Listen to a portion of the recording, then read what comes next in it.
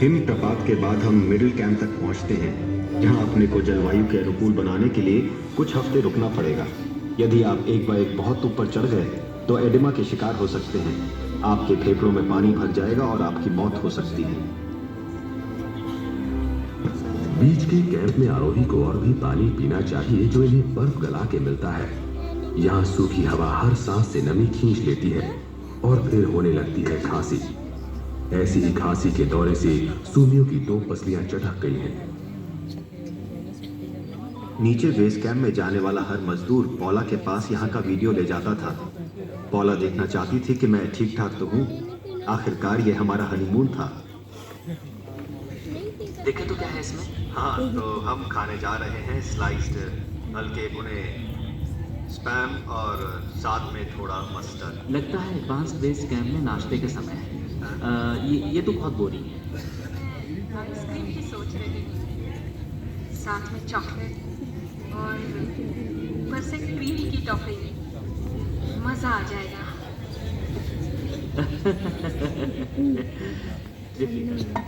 7 मई 5 हफ्ते में 22,000 फीट पर दल पर्यावरण के अनुकूल हो गया है। इसलिए अब खून की हर बूंद ज्यादा ऑक्सीजन रख सकती है। अब ऊपर चढ़ने को ये सब तैयार है, मगर इस वक्त एवरेस्ट का शिखर तूफानी बर्फीली हवाओं की चपेट में है।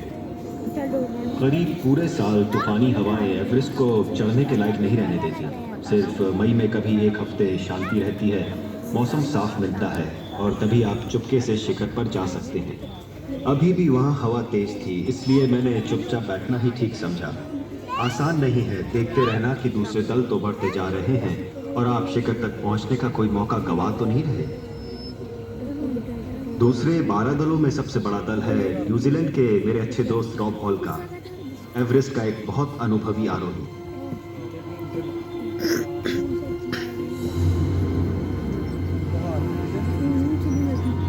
8 मई और उसके अगले दिनों की यादें मुझे हमेशा सताती रहेंगी। सीधी खड़ी बर्फीली लोथ से फेस की ओर उस दिन करीब 50 आरोहियों को बढ़ते देखा था। इसमें मेरा दोस्त रॉब हॉल भी था। उन्हें शिखर तक पहुंचने में 3 दिन लगने वाला था। हालांकि उस वक्त मुझे घबराहट सी हुई थी, लेकिन कभी कल्पना भी नहीं की थी कि वे एक भयानक दुस्वप्न की ओर बढ़ रहे थे। 2 दिनों के बाद वे ही आरोही शिखर की ओर फिर बढ़े।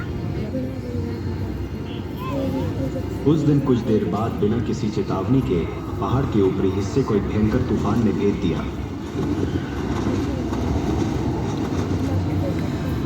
लगभग 2 दर्जन आरोही शिखर के रास्ते में बिखरे चढ़ रहे थे। कई तो इतनी ऊंचाई पे थे कि उनका सुरक्षित नीचे आना संभव ही नहीं था। दिन के आखिरी पहर में कुछ एक आरोही किसी तरह हाई कैंप तक वापस लौटे, मगर औरों की उम्मीद जाती रही। एवरेस्ट पर तूफानों में लोग पहले भी फंसते रहे हैं, शायद ही लोग बच पाते हैं।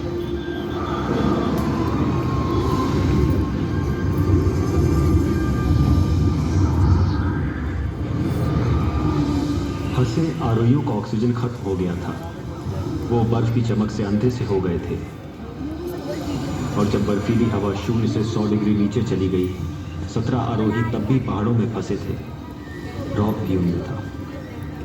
जब रात हुई तो अधिकांश आरोही हवा की ओर पीट कर उकड़ू बैठ गए थे, इस आशा में कि रात कट जाए। जब पौला ने उस रात बेस कैंप से मुझसे बात की तो उसने याद दिलाया कि रॉब की पत्नी जैन 7 माह गर्भवती थी। हमें इस सच्चाई को मानने में दिक्कत हो रही थी कि तूफान से जान बचाने में लगे हमारे दोस्त भी हैं और शायद उनमें से कुछ लौट के ना आ पाए। मैं जानता था मुझे नींद नहीं आई। दूसरे दिन सुबह खबर मिली कि 7 आरोही अभी भी लापता हैं, मगर उनमें से एक रेडियो पर संपर्क में था, रॉब हॉल। होनी को पछाड़ वो 28,000 फीट की बर्फीली हवाओं में भी बच गया था, मगर रॉब में हिलने की ताकत नहीं बची थी। वो बेहद कमजोर था, ऑक्सीजन के लिए हाँफ रहा था, मगर उसने हार नहीं मानी थी। इसी तरह दक्षिणी शिखर पर पहुंचकर रॉब से रेडियो पर बात करना बहुत ही कठिन था। मैं उसके लिए कुछ भी नहीं कर सकता था। मैं मिडिल कैंप में था और वो कम से कम 2 दिनों की चढ़ाई पर। किसी तरह काम चलाओ रेडियो पैच के जरिए रॉब की बातचीत न्यूजीलैंड में उसकी पत्नी जैन से करा दी। जब हमने उन दोनों को सुना तो समझ गए कि हम हार चुके थे। हम सब रोने लगे। फिर उन्होंने अपने अजन्मे बच्चे के लिए नाम चुना और रॉब शून्य से नीचे के तापमान में सो गया, लेकिन उस रात वो नहीं बचा।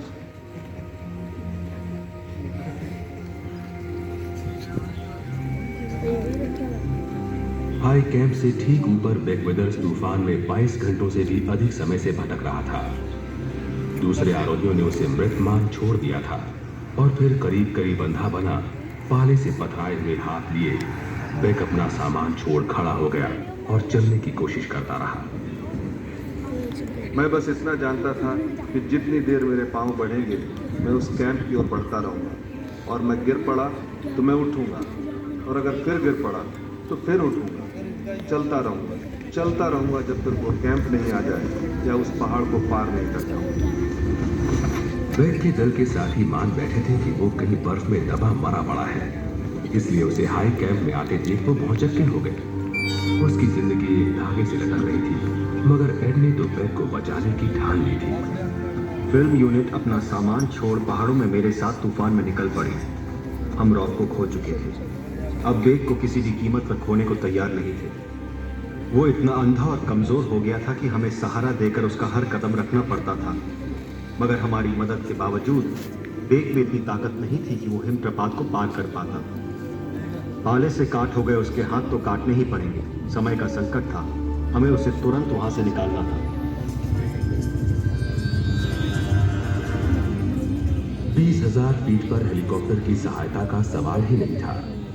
इस ऊंचाई पर हवा इतनी हल्की है कि हेलीकॉप्टर के पंखों को काटने के लिए कुछ होता ही नहीं। किसी भी क्षण वो अपनी ऊंचाई खो आसमान से गिर सकता है। एक ही पायलट जिसने कोशिश की थी ध्वस्त हो गया, मगर एक नेपाली पायलट कर्नल मदान केसी ने यह खतरा उठाने की ठानी।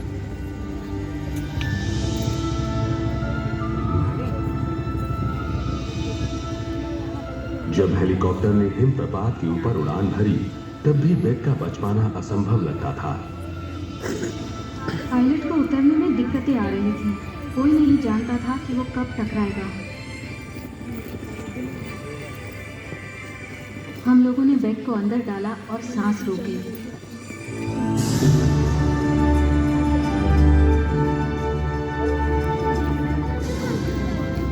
वहां से उड़ते ही मेरे आंसू बहने लगे। जिंदा बच जाने के लिए मैं बहुत कृतज्ञ था। कर्नल मदान, एड, विजिटर्स और फिल्म यूनिट के सदस्यों की ही देन है मेरी जिंदगी। फिर भी बचाव का ये काम अद्भुत होते हुए भी पहाड़ों के इतिहास की सबसे भयानक त्रासदी से एवरेस्ट पर छाए दुख के बादलों को छांट नहीं सका। तूफान ने 8 जानें ले ली थी।